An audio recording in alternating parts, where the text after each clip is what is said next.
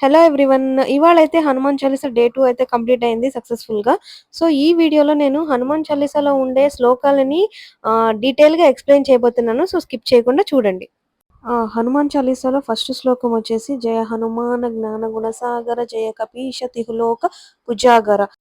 దీని అర్థం ఏంటంటే, ఓ హనుమంత, జ్ఞానము మరియు మంచి గుణముల సముద్రం వంటి నీకు, వానర జాతికి ప్రభువైన నీకు, మూడు లోకాలను ప్రకాశింపజేసే నీకు జయము జయము. నెక్స్ట్ వచ్చేసి రామదూత అతులిత బలధామ అంజనీపుత్ర పవనసుత నామ.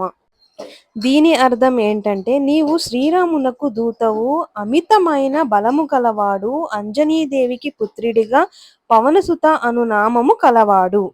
దీని అర్థం ఏంటంటే, నీవు మహావీరుడవు, పరాక్రమముతో కూడిన వజ్రము వంటి దేహము కలవాడు, చెడుమతి గల వారిని నివారించి మంచి మతి కలవారితో కలిసి ఉండువాడువు. నెక్స్ట్ శ్లోకాల గురించి నెక్స్ట్ వీడియోలో చెప్తాను. Please do subscribe to Lalitha vlogs.